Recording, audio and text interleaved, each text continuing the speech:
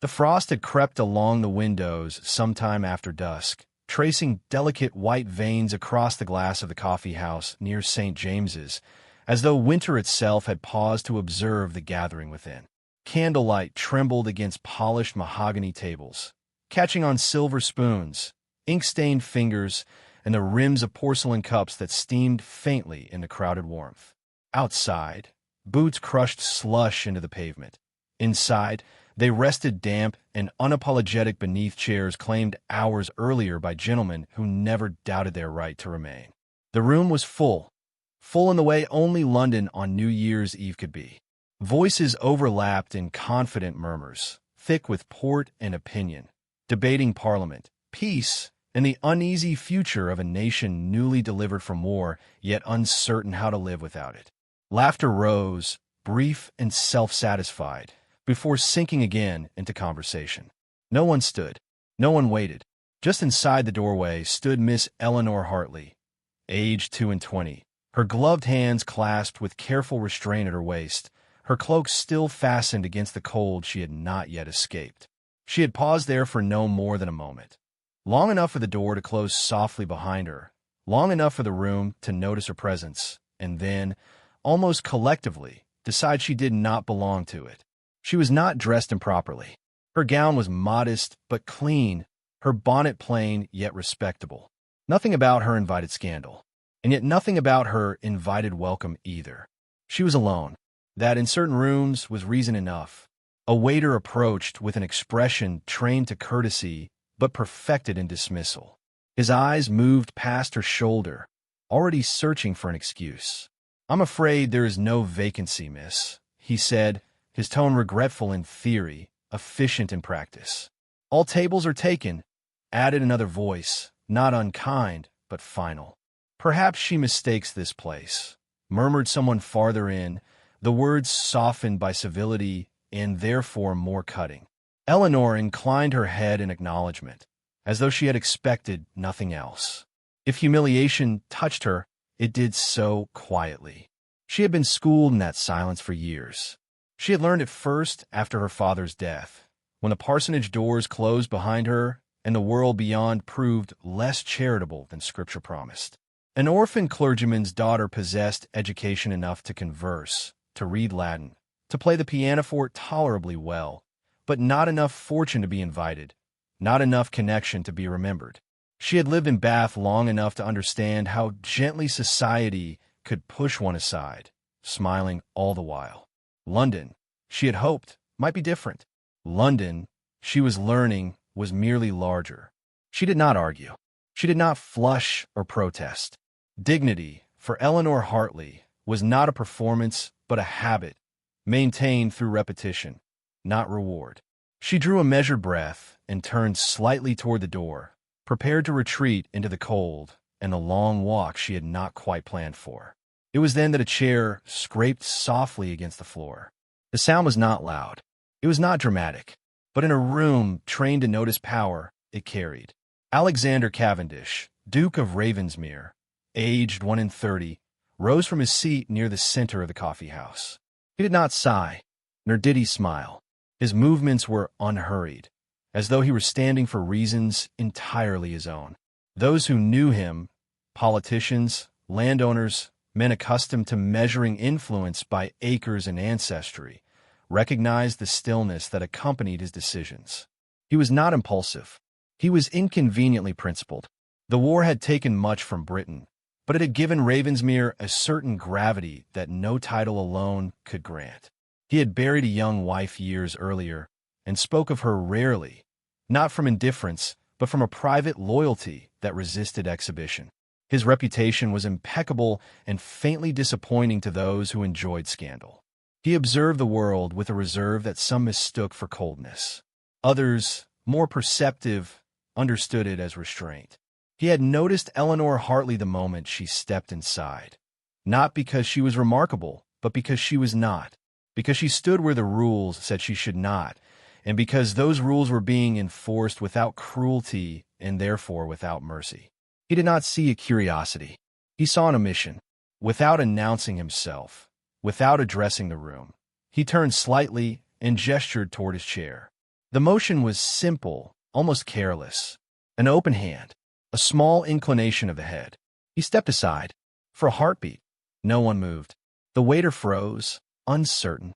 Conversations faltered, then resumed in altered tones. A man near the window lifted his gaze, eyebrows raised.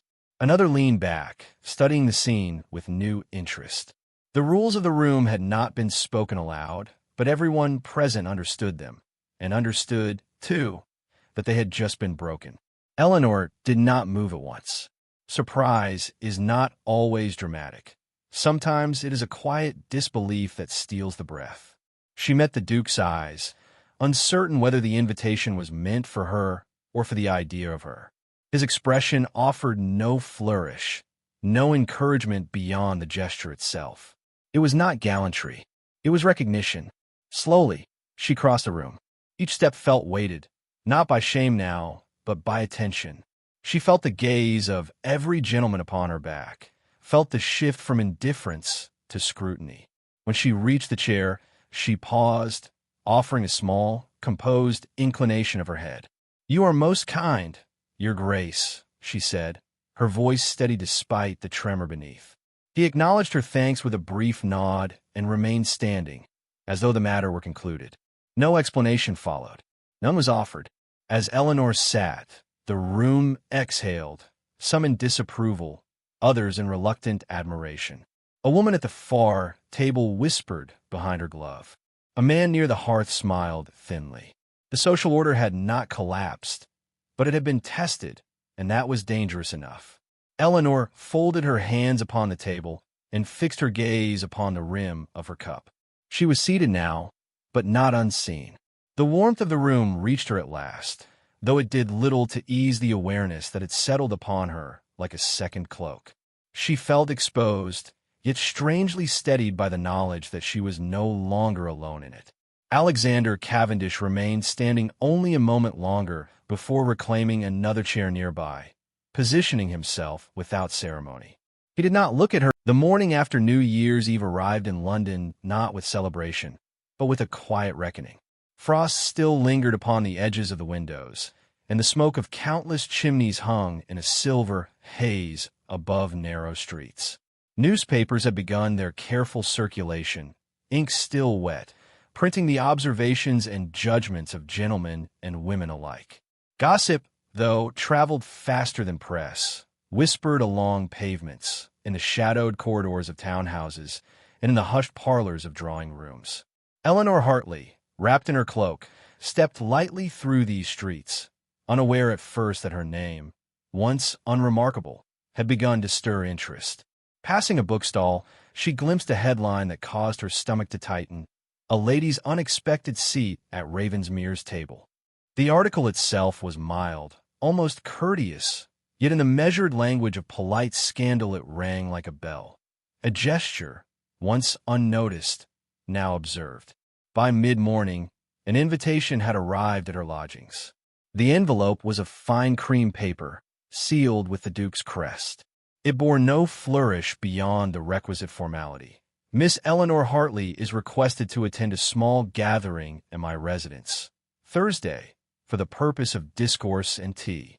She held the note in her gloved hands, fingers trembling, not from chill, but from the quiet astonishment that someone of such rank and with such distant reputation had addressed her directly. That afternoon, a second token arrived, a book bound in deep blue leather, its pages edged with gold, a single pressed violet tucked between them, and a note in a hand both precise and spare, for reflection upon what is just and what is rare. There was no declaration of affection, no impropriety, only attention so exacting it spoke volumes to anyone capable of reading between the lines. Yet society's gaze was merciless and persistent. The same gesture that had comforted Eleanor became fodder for suspicion. Some whispered that she was ambitious, scheming, or even brazen. Others debated whether the Duke had become reckless in his regard, risking his standing by entertaining such familiarity with an unconnected young woman. Eleanor felt the weight of their judgment settle upon her, the warmth of gratitude curdling slowly into vulnerability. She had been taught to accept kindness with grace. She had never been taught to endure scrutiny that could not be returned with reason or shielded by wealth. The days that followed were measured by encounters designed for discretion, yet heavy with attention. She met the Duke at a promenade along the Thames, where fog rolled off the river like a soft curtain and carriages rattled over cobblestones, wheels sending slush into the gutters. Conversation remained carefully formal, every word weighed and tempered. He spoke of the tedium of estate management, of obligations to tenants and to crown, of letters that demanded decisions at dawn and dusk alike.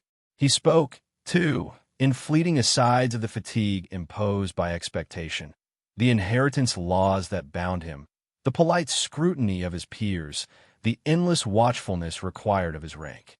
Eleanor listened, her own voice careful, sharing only small truths. The fear of being too visible, of attracting attention beyond what she could bear, the knowledge that society noticed only those who were already admired or condemned. Another encounter brought them to a mutual acquaintance's salon, an ornate room of gilded mirrors and velvet drapery, where music played softly on a pianoforte and tea was poured in delicate cups.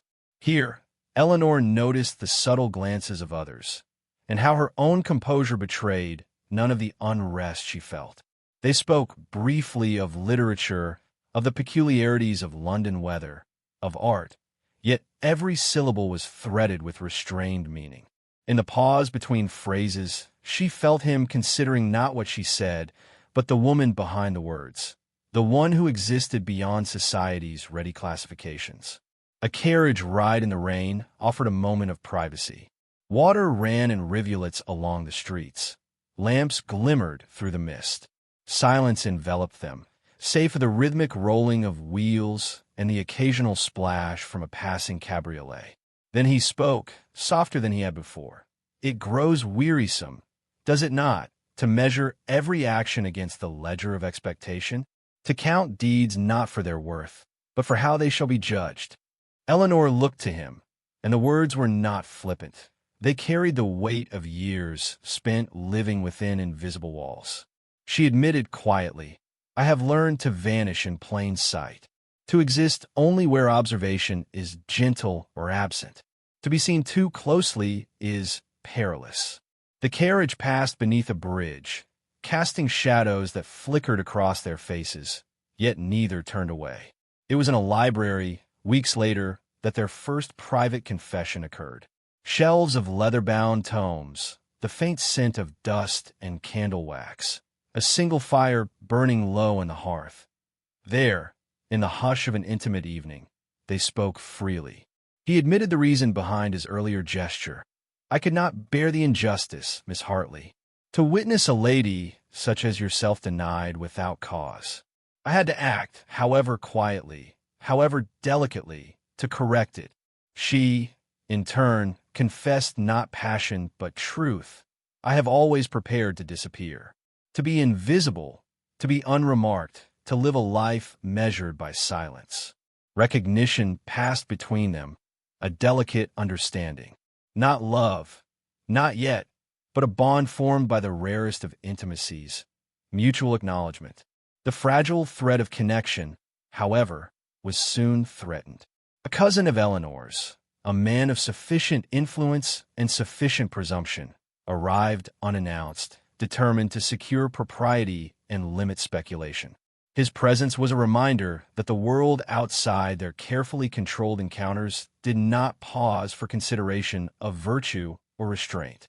The Duke, confronted, found himself poised between the safe retreat of silence and the perilous act of defending Eleanor in public. Each choice carried consequences. One could preserve the comfort of conformity. The other could ignite scandal, attracting the scrutiny of every townhouse and newspaper column alike. And so, the day closed with uncertainty. The Duke, composed yet tense, left Eleanor with a hand on the small of her back. An acknowledgment, subtle, but the evening was crisp, the air heavy with expectation as carriages rolled up to the grand facade of Ravensmere House.